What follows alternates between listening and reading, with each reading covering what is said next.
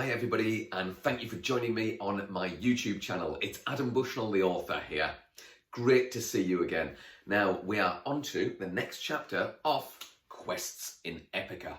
We left Emily, the main character, with Don inside the cottage of the hairy godmother, and the hairy fairy told her, rather reluctantly, that the person who'd been sending those monsters was none other than King Snodgrass. The king of Epica had sent the mayor of Diomedes to Lower Bottom Stables, had sent the Chimera to a primary school, and had first also sent the Squid Cabot to spy on her.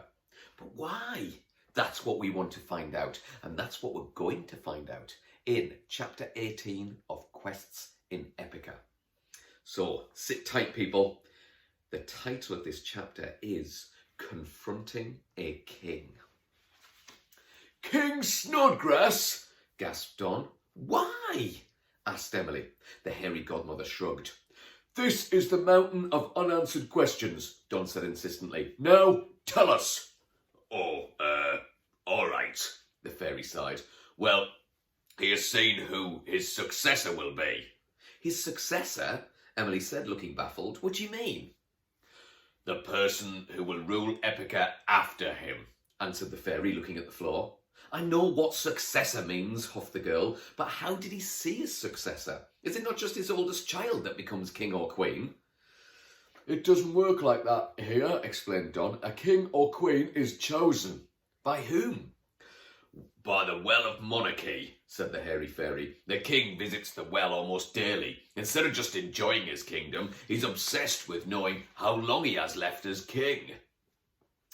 A few days ago, he saw you, Emily. He sent a spy to go and see you, the Squid Cabot.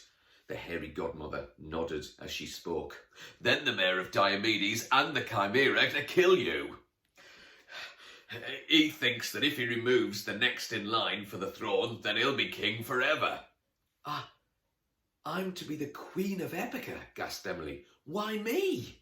You are worthy, smiled the fairy. You have a pure heart. But I can't. My mom, I have a home. In London. On Earth. You could rule here and then go home, grinned Don. It'll be awesome. No, I can't. I'll go home an old woman. I can fix that, laughed the hairy godmother. Easy. Really? Don asked quickly. Can you make me 35 on Earth or younger? Not younger, but yes, I can make you your real age on Earth. No problem. Yes, said the old man, punching the air. Wait a minute, interrupted Emily. But I've never even been to Epica until Baba Yaga brought me. How did the well know about me anyway? It knows all things, the fairy said dramatically. Then a voice slid its way into the cottage. It did not belong to the fairy, the girl, or the man, but rather sounded out from behind a closed door. It wasn't Dave or Sparkle Trotters either. It wasn't even the door knocker. Including where you can be found, the voice said. The king, gasped the hairy godmother. The door was kicked wide open by a giant foot. A giant foot covered in eyeballs. The king, announced King Cedric Snodgrass once the giant foot was planted on the ground. Don made a growling noise and stepped outside. Emily and the fairy followed. King Snodgrass stood next to a very peculiar giant. He was wearing huge hairy underpants and every part of his body was covered in eyeballs. They all peered down at Emily. Argus, Don sighed and pulled free his sword. Not so fast. The king clicked his fingers and a giant eagle appeared in the sky. It was carrying Baba Yaga. The witch was imprisoned in the bird's claws. Dave and Sparkle Trotters were caged too, but not by eagle's claws. They were both stuffed into a small metal prison that lay upon the frozen floor. They whimpered and looked at Emily and Don with teary eyes. The eagle swooped and circled several times, then flapped its wings and flew back down the mountain. My pet, Rock, has been instructed to drop her in the nearest volcano, sneered the king, but I wanted you to see her first. Why? Gasped Emily. When she told me that she'd sent you to the hairy godmother, I knew you'd find out it was me that wants you killed. That witch is meant to be loyal to me, just like her sisters are.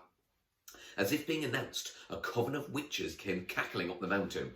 It was fairly obvious who was who. Baba Yaga Nitty Head was scratching her head. Baba Yaga Big Belly was bouncing. Baba Yaga Curly Toes was scraping. Baba Yaga Stinky Feet was being followed by flies around her feet. But there was another. This one had the largest bottom Emily had ever seen. It was even bigger than Mrs. Hackingbottom's posterior. It literally bounced off the floor behind her. Baba Yaga Big Bot. That was the name Emily settled on. They all cackled again and then pulled free their gnarled and twisted wands. The hairy godmother let out a startled screech and pointed her own pink wand at them. But too late. 5 flashes of blue light zapped the fairy and she fell frozen to the floor. There was more cackling. A lot more. Argus, smiled the king. kill those 2. The eyeball-encrusted giant grunted and took a step forward. Huzzah! Bellowed Don and ran towards the blinking creature. The giant punched a balled fist at the knight. But Don easily sidestepped away and sliced with his sword. A mighty scream went up into the air. Don had cut behind the giant's calf muscle and several eyeballs went pop. Argus fell to one knee and the knight attacked again.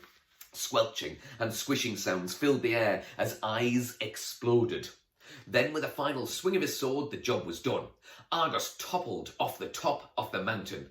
Emily gave a round of applause to the grinning old man. Oh well, Smiled the king. you win.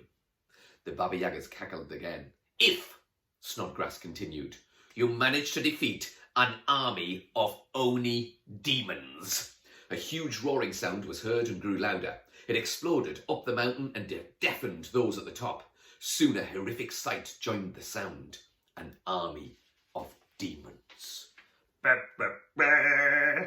Well, ladies and gents, Oni are Japanese demons. If you type Oni, O-N-I, into Google and have a little look, you could do a bit of research about them. You could draw some pictures of the army of Oni. They all might look different to each other.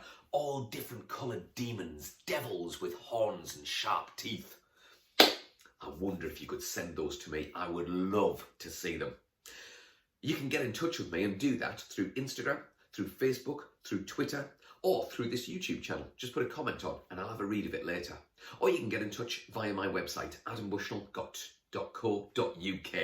What a mouthful. Anyway, only 2 chapters of Quests in Epica left. I hope that you can come and join me again for the last 2 chapters of Quests in Epica. Tell your friends, tell your family, tell them if you've enjoyed it. Bye for now, everybody.